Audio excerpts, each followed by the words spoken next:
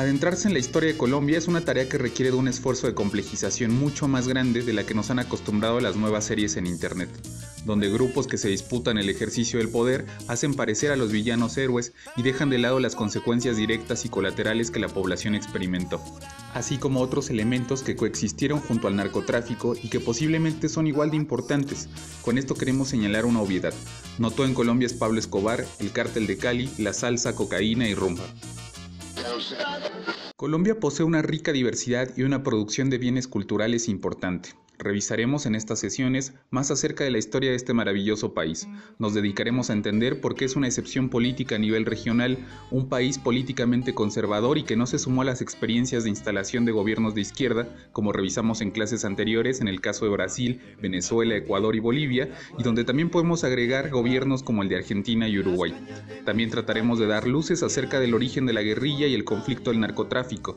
Finalmente hablaremos de los acuerdos de paz, todo esto articulado con las manifestaciones culturales características del país.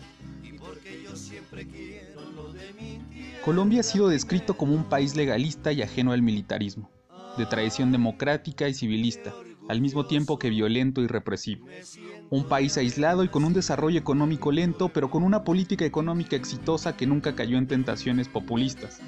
Una sociedad orgullosa de sí misma, a la vez que descontenta y crítica.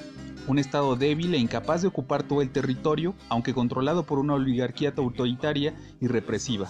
Un país con movimientos sociales avanzados y con una guerrilla activa durante medio siglo, pero con una política liberal estricta y un electorado sin tentaciones izquierdistas.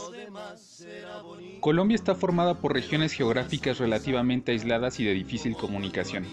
La cordillera de los Andes, dividida en tres grandes ramas, oriental, central y occidental, atraviesa el país desde el sur hasta cerca del Océano Atlántico. Estos ramales, que superan en algunos sitios los 4.000 metros de altura y van disminuyendo a medida que se acercan al mar, están rodeados de tres extensas planicies cubiertas de selvas tropicales, las llanuras del Pacífico, las de la Amazonia y la Orinoquia, en las que hay amplias zonas secas y de pastos naturales. La diversidad de climas, relieves y paisajes ha permitido una producción variada. Las zonas bajas, cálidas, son aptas para cultivos como la yuca y la caña, mientras que en las tierras altas crece la papa o el trigo. A la vez, las grandes dificultades de transporte para atravesar las cordilleras han limitado y orientado el movimiento de poblaciones y productos. Los habitantes a lo largo del tiempo establecieron comunidades bastante aisladas y autosuficientes, que no necesitaban intercambiar sus productos básicos, en especial alimenticios. La facilidad para producir lo esencial cerca y las dificultades de transporte se reforzaron entre sí. Durante los últimos 3 siglos, los dirigentes vieron esta diversidad natural como promesa de riquezas infinitas, en contraste con la pobreza de la población. Por esto, cada que la capital trató de establecer una autoridad fuerte sobre el territorio, el localismo y el regionalismo se afirmaron y desde finales del siglo XVIII hubo una tensión constante entre centralismo y regionalismo, que ha tenido gran peso en la historia del país. Desde el siglo XVIII era evidente que la provincia y sus pueblos se veían como diferentes de los demás en hábitos, costumbres y rasgos culturales. Cada una se atribuía ciertas cualidades y defectos y hacía lo mismo con las demás. Los acentos eran distintos, las palabras y dichos, las comidas, los vestidos, las costumbres familiares, la composición étnica de los pueblos. Aquí una muestra de los diferentes tipos de acentos en Colombia. ¿Qué hay que habido? ¿Qué más? Pues, ¿qué parce? ¿Qué mano? ¿Qué más? Ve, háblame. Hola, mi chino, ¿cómo estás? ¿Qué se dice, mi perro? Vale, mía, todo bien, tira la plena. Y así con las distintas regiones de Colombia. Algunas regiones fueron caracterizadas ignorando su diversidad interna, como independientes y rebeldes, y otras como sumisas o respetuosas de la ley. Unas parecían destacarse por la voluntad del trabajo y la religiosidad, y otras por el gusto por la música, la sensualidad y la diversión.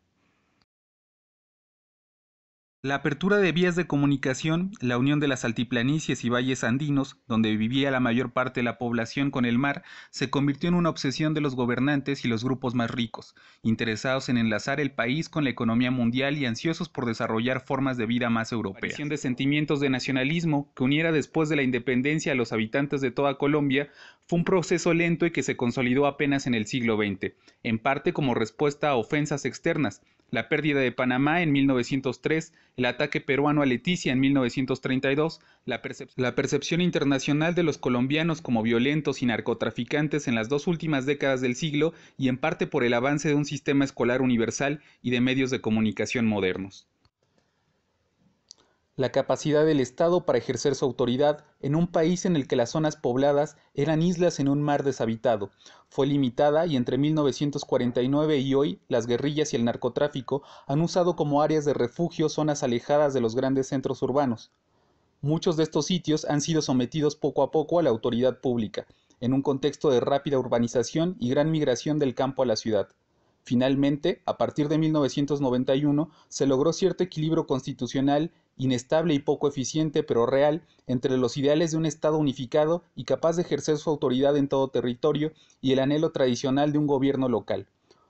Un mercado integrado, un Estado más o menos obedecido en todo el territorio y un sentimiento nacionalista evidente se sumaron a finales del siglo XX para crear al fin un país unido, aunque menos homogéneo de lo que quisieron los héroes de la independencia o los políticos del siglo XIX.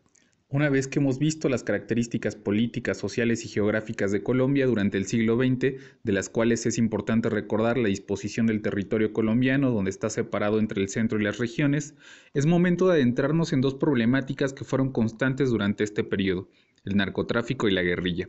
Ambos fenómenos están imbricados, pero comenzamos con la última. El conflicto armado interno en Colombia es una guerra asimétrica de baja intensidad que se desarrolla en Colombia desde la década de 1960 hasta la actualidad. Los principales actores involucrados han sido en un comienzo el Estado colombiano y las guerrillas de extrema izquierda, sumándose décadas después los grupos paramilitares de extrema derecha, los cárteles del narcotráfico y las bandas criminales. Ha pasado por varias etapas de recrudecimiento, en especial desde los años 80, cuando algunos de los actores se comenzaron a financiar con el narcotráfico. Las causas para que se desarrollara el conflicto armado en Colombia se centran en una amalgama de elementos entre los que cabe destacar la debilidad del Estado, el conflicto por la posesión de la tierra, la existencia de marcadas diferencias económicas o la polarización y la persecución de la población civil debido a su orientación política. También destaca la permanencia de guerrillas de orientación comunista y la existencia de una industria de narcotráfico que se ha introducido en todos los sectores de la sociedad y el Estado. Dentro de las guerrillas colombianas, las más conocidas quizás sean las Fuerzas Armadas Revolucionarias de Colombia, las FARC. Las FARC nacieron en 1964 como una guerrilla campesina, gestada en un país que ya había sido agitado por los movimientos agrarios, la violencia del Bogotazo y las guerrillas liberales. En ese entonces simbolizaba el inconformismo de un sector rural olvidado por el Estado y reprimido por la bota militar. Su estrategia combinó la guerra popular prolongada de la Revolución China con la guerra insurgente de los nicaragüenses sandinistas y siempre tuvo como guía el modelo de la Unión Soviética. Desde 1982 las FARC buscaron redes de apoyo en las ciudades y retaguardia hacia la cordillera oriental. En 1984 lograron un acuerdo de cese al fuego con el gobierno de Belisario Betancur, fruto del cual surgió la Unión Patriótica. El partido político llevado a la extinción por una alianza de narcotraficantes, paramilitares y agentes estatales. Las FARC redefinieron su estrategia para expandirse desde los años 90. Buscaban captar grupos políticos y sociales y hacer ataques en masa contra las fuerzas militares y policiales. Y comenzaron a secuestrar políticos. Lo que vino después fue la fase más dolorosa de su violencia. Ejemplos hay muchos. En 1997 secuestraron a 25 militares y asesinaron a 10 en el cerro de Patascoy, en Nariño. Al año siguiente secuestraron a 63 policías en Miraflores, Guaviare y a 52 más en Mitú. La mayoría fueron liberados en 2001 gracias a un acuerdo humanitario con el gobierno Pastrana. Secuestraron a congresistas como Orlando Beltrán, Gloria Polanco, Oscar Tulio Liscano, Luis Eladio Pérez y Jorge Eduardo Hechem. Este último caso derivó en la ruptura de los diálogos de paz del Caguán. ¿Cuál era el gran sueño de las FARC? Completar 60.000 hombres en armas y tener la fuerza suficiente para cerrar el cerco sobre Bogotá y tomarse así el poder. ¿Por qué no lo lograron? Primero, porque su arremetida violenta sembró miedo y dolor en vez de cultivar afectos. Segundo, porque la guerra cambió y las Fuerzas Armadas se fortalecieron. En ello tuvo un papel clave el Plan Colombia, la estrategia del gobierno de Andrés Pastrana que solo en su fase inicial contemplaba asistencia militar y económica de Estados Unidos por más de 4.500 millones de dólares. Con mejores equipos y tecnología, y especialmente con mayor fortaleza para la guerra aérea, la correlación de fuerzas cambió. El país que en 1998 pedía diálogos de paz, reclamaba 4 años después mano dura contra la guerrilla y no olvidaba que ésta aprovechó la desmilitarización del Caguán para hacer ataques a civiles y militares y hasta para esconder a los secuestrados. ¿Y de dónde era que se financiaba la guerrilla? La versatilidad de las FARC para conseguir recursos quedó en evidencia con la caída del bloque soviético. Mientras las demás guerrillas de América Latina pasaban a fugias para conseguir recursos, las FARC usaron cada vez más el boleteo, el saqueo a entes públicos, el secuestro y se lucraron con el negocio del narcotráfico. La guerrilla dice que solo cobraba impuesto al gramaje por la cocaína que salía de las tierras que controlaba. Pero las autoridades de Colombia y de Estados Unidos creen que su relación con los narcos iba mucho más allá. Muchos cálculos se han hecho sobre su riqueza. Según las FARC, la gastaron toda porque la guerra es cara. Algunos estimativos apuntan a que en 2012 dicha fortuna rondaba los 3.000 millones de dólares. El nexo con el narco avivó el interés de Estados Unidos por combatir a la guerrilla colombiana. Además de mandar plata para la guerra, puso la lupa sobre sus máximos comandantes. En 2006 pidió en extradición a 50, incluidos los del secretariado. Las FARC hasta terminaron en la lista de grupos terroristas, decisión reversible en caso de desmovilización. La arremetida militar desde 2002 obligó a la guerrilla a un repliegue durante la presidencia de Álvaro Uribe. Martín Caballero, el Negro Acacio, Raúl Reyes y el Mono Jojoy, otrora símbolos del poder guerrillero, murieron en operativos militares durante el Plan Patriota. Y como Manuel Marulanda, el histórico jefe de las FARC, falleció de viejo en la selva, el mando quedó en manos de Alfonso Cano, muerto en combate en 2011. Fue entonces cuando Timochenko asumió la jefatura máxima de las FARC, desde donde lideró el proceso de negociación que hoy llegó a un acuerdo de paz y que pone fin a 52 años de vida de esa guerrilla, convirtiéndola en un partido político. Como señala Elber Gutiérrez, jefe de redacción del Espectador, en el video que vimos, en 2016 el gobierno de Colombia y la guerrilla de las FARC alcanzaron un nuevo acuerdo de paz para poner fin a una guerra de más de 50 años. La negociación se centró en las reformas económicas para acabar con las condiciones que dieron lugar a la guerrilla y el segundo tema son las condiciones para la participación política de esta. Estas discusiones dividieron a la población, pues buena parte está en contra de las negociaciones. La situación ha creado un clima de polarización en Colombia, y es que presenta varios retos. Entre ellos, ¿cumplirán los combatientes de las FARC las promesas que hagan sus líderes en la mesa de negociación? ¿Cómo enfrentaría la democracia colombiana la presencia de un nuevo grupo político con ideas tan radicales? En medio de una crisis fiscal que se extiende por toda América Latina, ¿cómo financiará el gobierno las costosas reformas que promete un acuerdo? Las respuestas a estas preguntas determinarán si este proceso de paz se convertirá en un ejemplo para el mundo entero o un capítulo más para la negra historia de la guerra en Colombia. Diversos actores se han sumado a esta discusión en torno a la paz. Un ejemplo de ellos es el ciclista ganador del Giro de Italia, Nairo Quintana, quien apuntaba. Muy emocionado de este gran paso que ha dado nuestro país. La verdad, es un momento histórico para nosotros. Muy emocionado porque era un paso que necesitábamos dar.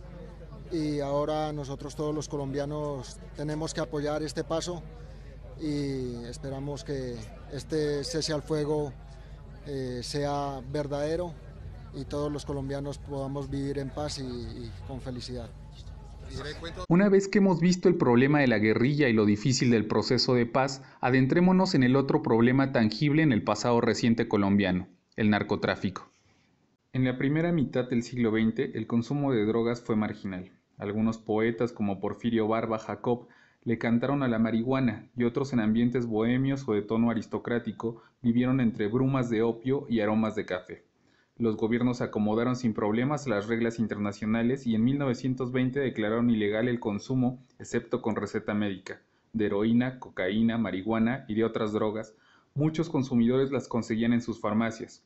Los cultivos de marihuana se prohibieron en 1941 y los de coca en 1947, lo que provocó la protesta de los agricultores de Cauca, donde era un cultivo tradicional prehispánico. Para 1960, la marihuana que se cultivaba en la costa atlántica y cerca de todas las ciudades importantes se conseguía en los barrios bajos, donde era droga de desesperados y pobres, pero había ganado espacio en la bohemia juvenil, entre los nadaístas y jóvenes rebeldes. La demanda estadounidense súbita entre 1968 y 1978 dio la oportunidad para que en Santa Marta y La Guajira con su tradición secular de ilegalidad, los contrabandistas de cigarrillos se convirtieran en exportadores de marihuana. La riqueza y el poder de los narcotraficantes se advirtieron entre 1976 y 1982. Sus fortunas se exhibían, eran los mágicos. Sus consumos crearon una nueva estética que se impuso poco a poco en todas partes. Joyas ostentosas, ropas estridentes y de marca, casas y edificios con excesos de lujos, griferías y decoraciones doradas, operaciones de cirugía plástica que convertían a las mujeres en objetos que se exhibían junto a carros y joyas lujosas, podían enfrentar a la justicia y a la policía. Escobar hizo un barrio en Medellín en el que alojó a sus servidores, donde también acogió a la población del relleno de basura del centro de la ciudad, e iluminó canchas de fútbol en los barrios pobres. Empezó a forjar una imagen de Robin Hood, de delincuente que usaba su riqueza para servir al pueblo y por eso era perseguido. La respuesta de los gobiernos fue tranquila o débil. Ni el gobierno de Pastrana ni el de López parecen haber juzgado muy peligroso el auge del narcotráfico, de modo que no se combatió más allá del funcionamiento rutinario, poco eficaz, de la justicia y la policía. En el siguiente gobierno, el de Turbay, crecieron los signos de la corrupción creada por las inmensas fortunas de algunos traficantes, sobre todo en gobiernos regionales de la costa y el Valle del Cauca, cuyo gobernador tuvo que renunciar por sus vínculos con los traficantes. El gobierno, presionado por Estados Unidos, en forma desordenada y poco sistemática, trató de reprimir el comercio de la marihuana y la entrada de la pasta de coca. Uno de los temores obvios era que la represión muy fuerte creara oportunidades inmensas de corrupción en el Estado y la policía, tal como ocurrió. Hasta aquí hemos reunido una buena cantidad de información con la cual podrás discutir con tus compañeros y tu profesor en torno al pasado reciente colombiano. Además, podrás profundizar durante las sesiones en Zoom en las expresiones culturales de este país, donde los nombres de Fernando Botero, Gabriel García Márquez, León de Greiff, Rodrigo Arenas Betancourt o los deportistas Nairo Quintana y Rigoberto Urán, así como las producciones cinematográficas, entre las cuales destaca La vendedora de rosas o La estrategia del caracol, dan cuenta de lo acontecido en la República de Colombia.